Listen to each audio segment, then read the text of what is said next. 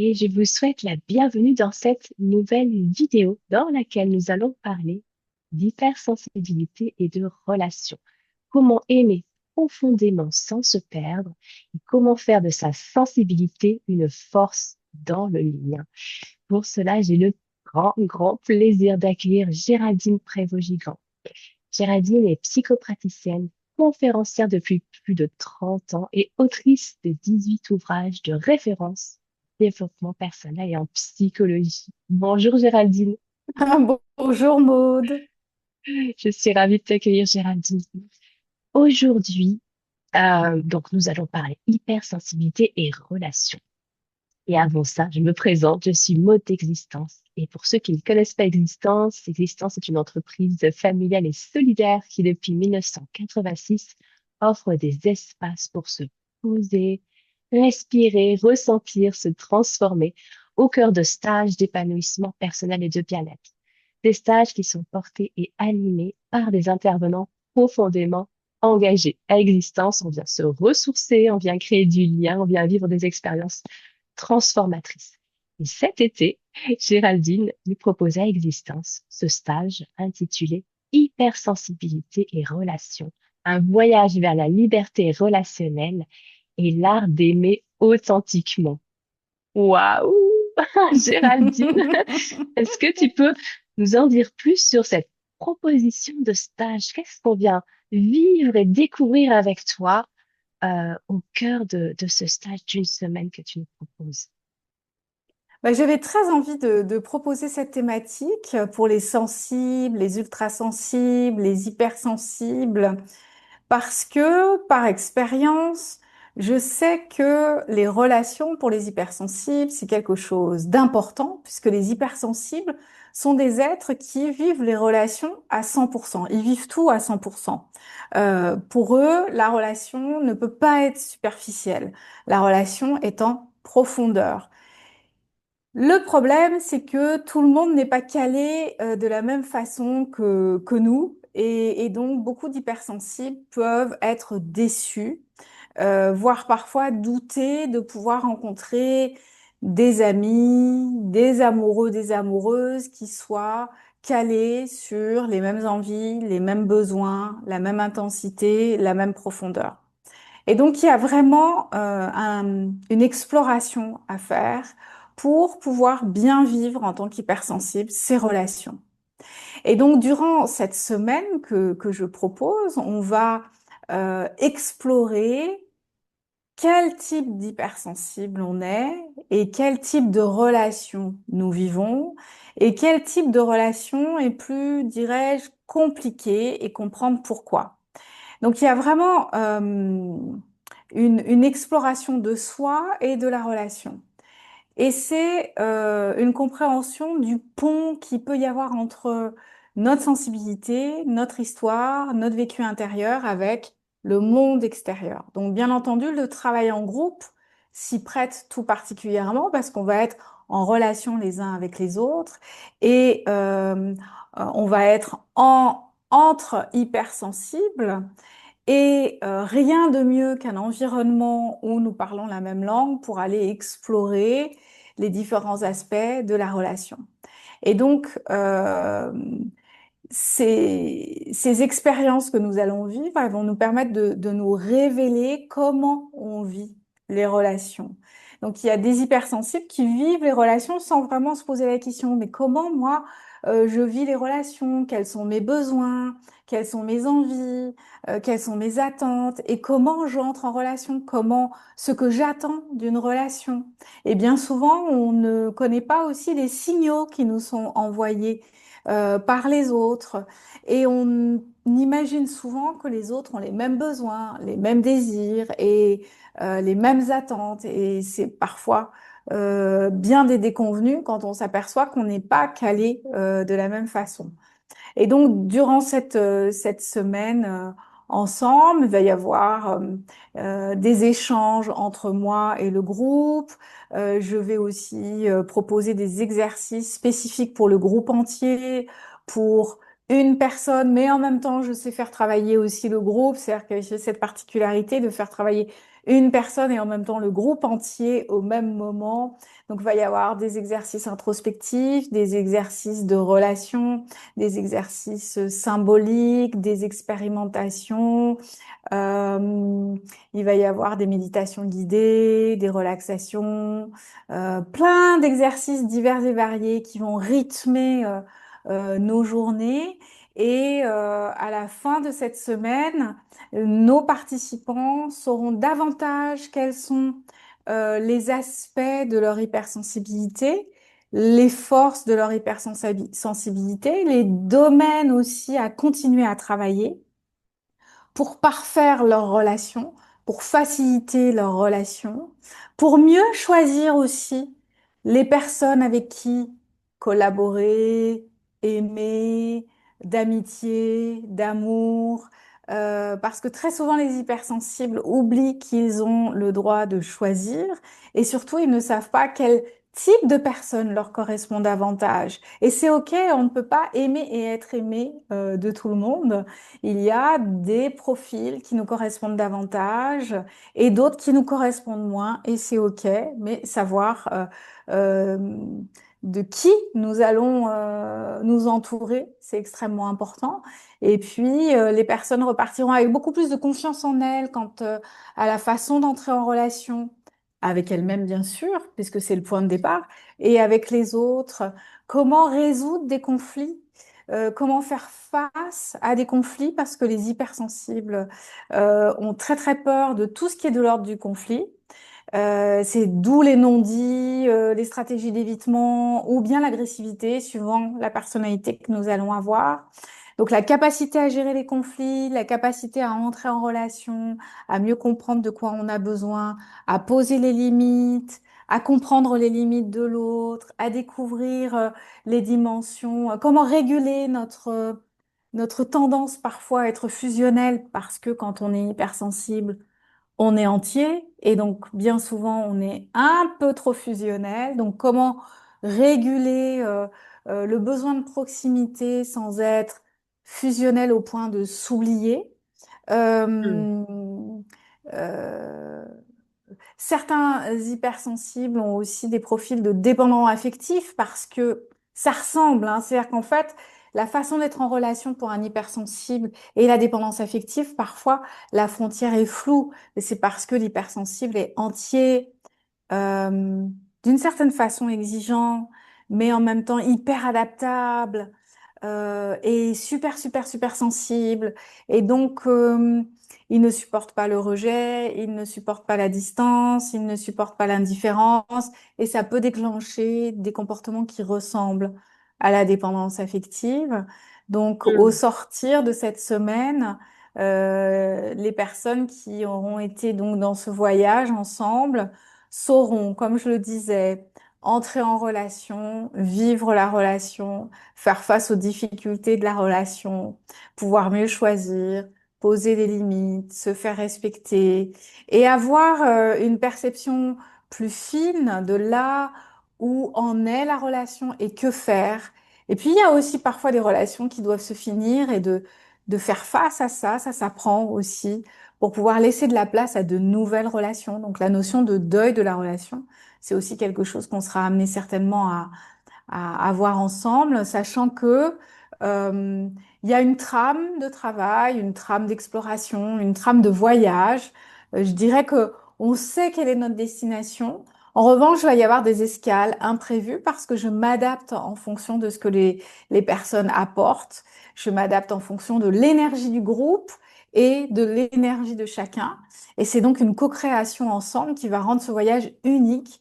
Et, euh, et même si on connaît la thématique, même si on a déjà travaillé avec moi, eh bien, on ne sait jamais, même moi, je ne sais pas quel va être notre voyage. Je sais où on va, je sais d'où on part. J'ai tous les éléments du voyage, compas, boussole, carte, mais l'imprévu, c'est aussi ce qui fait partie de la magie et de l'émerveillement à vivre une semaine ensemble. Hmm. Tu as pas forcément rappelé les, on va dire, les qu'est-ce qui caractérise un hypersensible? Mais ceux qui regardent cette vidéo, voilà, se reconnaissent, j'imagine. Mais et là, dans ton stage, on vient découvrir, chacun a une hypersensibilité, on va dire, on vient découvrir son hypersensibilité, pardon, spécifique, qui parfois, si je comprends bien, cette hypersensibilité peut nous créer quelques difficultés dans la relation. Donc là, on vient mettre de la lumière sur son profil, on va dire, l'hypersensible, c'est ça? Absolument, mes recherches actuelles m'amènent à définir des différents profils d'hypersensibles. Parce que j'ai remarqué que on n'a pas tous la même hypersensibilité. On dit qu'il y a autant d'hypersensibilité qu'il y a d'hypersensibles. Il y a, en revanche, on peut repérer quelques profils différents. On ne vit pas tous notre hypersensibilité de la même façon. Pour rappeler très brièvement, l'hypersensibilité, c'est euh, une capacité à vivre les choses avec intensité, à capter énormément d'informations et en profondeur. Donc, on va beaucoup dans le détail, et c'est d'ailleurs souvent des détails qui nous restent et qui peuvent nous hanter, hein, parce qu'on est dans une rumination plus facilement que les autres en tant qu'hypersensible. On va avoir une capacité d'empathie qui va être indéniablement présente, mais ça peut aller jusqu'à de l'hyper-empathie.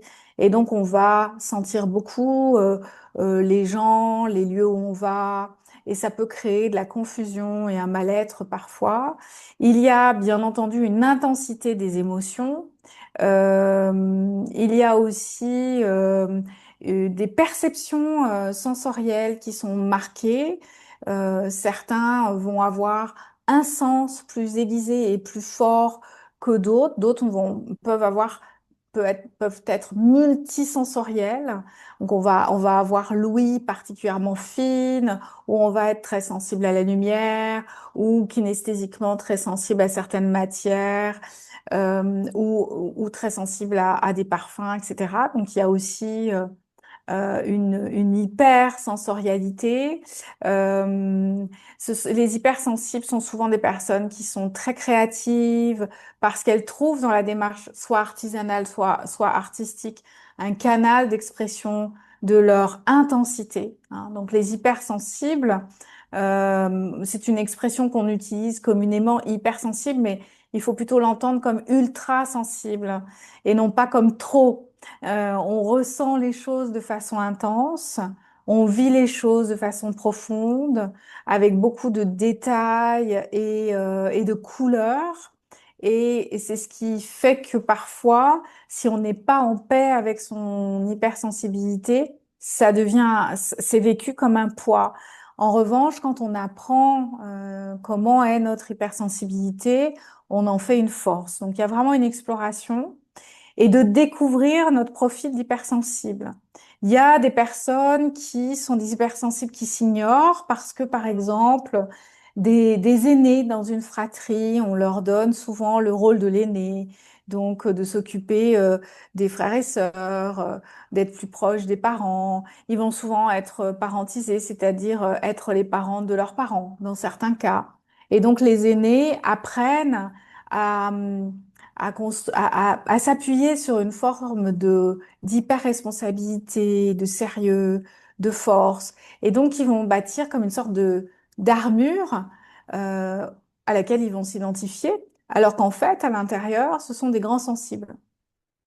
À l'inverse, il va y avoir les hypersensibles qui sont sans cette armure, qui masquent à eux-mêmes et aux autres leur hypersensibilité, et donc ils sont à nu, et donc ils ressentent tout, ça se voit qu'ils sont hypersensibles. Il peut y avoir une timidité, des hyper-émotions, etc., etc. Donc là, on est dans l'opposé du premier profil. Et puis, il y en a qui sont au milieu des deux, les ambivertis, qui sont à la fois introvertis, à la fois extravertis. Euh, il y a différents profils comme ça d'hypersensibles. C'est intéressant de connaître notre profil d'hypersensible pour pouvoir découvrir ce qu'on a à peaufiner, à travailler, à rééquilibrer, et puis prendre conscience aussi de nos forces pour pouvoir leur donner plus de place, pour pouvoir s'appuyer dessus. Et de cette façon-là, on vit notre hypersensibilité d'une façon plus apaisée et c'est ce qui va nous faire aussi avoir des relations plus apaisées parce que plus je refuse mon hypersensibilité, plus elle me paraît étrange, plus je lutte contre, plus je pense que c'est un poids, plus ça va être compliqué dans ma relation avec les autres. Et donc, durant la semaine ensemble, c'est ce qu'on va pouvoir aussi faire, c'est-à-dire travailler, explorer, découvrir, accueillir euh, sa particularité pour faire fleurir aussi sa particularité. Ça, c'est important de voir les choses comme ça. Et hypersensible, on l'est et on le sera toujours. On ne peut pas se demander d'être comme les autres, on ne peut pas se demander de ne plus être hypersensible, et surtout pas d'ailleurs parce que c'est super dommage, parce qu'en fait, il y a des talents dans l'hypersensibilité. C'est comme un vaisseau spatial qu'on apprendrait à piloter. Quand on débarque, qu'on s'assoit dans le cockpit et qu'on voit tous les boutons de toutes les couleurs et qu'on ne sait pas comment conduire cette machine, bien sûr, ça peut créer des accidents. Mais une fois qu'on connaît le vaisseau, c'est-à-dire notre hypersensibilité, et qu'on sait sur quel bouton appuyer, sur quel bouton il faut pas appuyer, et comment décoller, atterrir, eh ben, ça devient super fun. Et ben voilà, se réconcilier, connaître et se réconcilier avec son hypersensibilité, c'est comme apprendre à piloter un vaisseau spatial. J'adore cette image de Géraldine. Voilà comment apprendre à bien piloter son vaisseau spatial hypersensible, de son hypersensibilité, et pour nous, voilà, nous amener de façon plus apaisée, plus tranquille aussi dans la relation, nous amener à vivre la relation de façon plus épanouie et plus apaisée. Génial, waouh. Donc je rappelle le titre de ton stage, hypersensibilité et relations. Un voyage vers la liberté relationnelle, tout est dit, hein, et l'art d'aimer authentiquement. Merci infiniment, Géraldine. Est-ce que tu avais envie de rajouter Merci. un dernier petit mot pour les personnes qui nous regardent par rapport à cette belle proposition que tu nous fais cet été à existence? Oui, oui, comme je le dis souvent, le travail comme ça en groupe, l'exploration de soi en groupe, ça peut être impressionnant pour des hypersensibles. Il y en a qui disent parfois, ah, mais je ressens tellement les choses que je vais ressentir tout ce que ressentent les autres et j'ai pas envie que ça me charge et tout. Et souvent, ce que je dis déjà, moi, je suis hypersensible, donc imaginez comment je fais pour animer un groupe. Et ben, je fais que j'ai beaucoup travaillé sur moi. Et donc, ça veut dire que c'est possible d'être dans un espace sans être perturbé par le vécu des autres. Ce que je dis souvent, c'est que c'est un phénomène de résonance. Si je suis touchée par un ou une participante qui exprime quelque chose de fort, de triste ou de beau, et que je suis emportée par mon émotion, que je sens de l'émotion, eh bien, c'est un indicateur, ça me montre ce que j'ai à découvrir en moi dont je n'avais pas conscience. Donc, au contraire, être hypersensible en groupe, c'est formidable parce que ça permet de assez rapidement de voir la piste à explorer. Et plus on apaise notre hypersensibilité, plus on peut en tirer le meilleur en termes d'empathie. Et donc, ce phénomène de résonance avec les autres, il est tout à fait normal, il ne faut pas en avoir peur. Et comme on sera tous entre nous hypersensibles réunis, eh bien, on pourra danser avec l'écho que la joie et la tristesse des uns et des autres va nous faire sentir. Et ça va être un beau moment aussi de partage. Et aussi, on va transformer et alchimiser tout ça pour faire naître beaucoup de paix dans les cœurs et puis de lumière aussi. Merci infiniment. Puis je rajouterais que le lieu qui accueille le stage de distance, Absolument. les jardins intérieurs, moi qui suis aussi une hypersensible, je trouve que c'est un lieu magnifique pour les Oui, hypersensibles, voilà, pour ah se oui. ressourcer quand il y a besoin. La Euh, nature, la ouais. rivière, le petit lac, les poissons, le calme. Moi, c'est ce que vraiment les premiers jours. Ce qui m'a fasciné, c'est le calme. Ça, pour nous, c'est tellement important d'avoir un espace où il y a la joie, mais c'est du partage, on échange, mais c'est calme. Il y a une harmonie, c'est chaud doudou. Donc oui, l'environnement participe énormément à ce que tous ensemble, on puisse co-créer quelque chose de particulièrement profondément ressourçant, nourrissant et tellement humain, tellement humain. Mm. Hmm, merci, merci infiniment Géraldine Merci, pour ce moment Maud. passé avec toi, Merci à toi. avec joie. Donc, hypersensibilité et relation, un voyage vers la liberté relationnelle et l'art d'aimer authentiquement. Au grand, grand plaisir, Géraldine, de te retrouver cet été. Je te dis Avec joie. à très À très bientôt. Au bientôt. revoir. Au revoir. Transformez votre vie dès aujourd'hui, réservez vos activités d'épanouissement personnel sur existence.fr et commencez votre voyage vers le bien-être.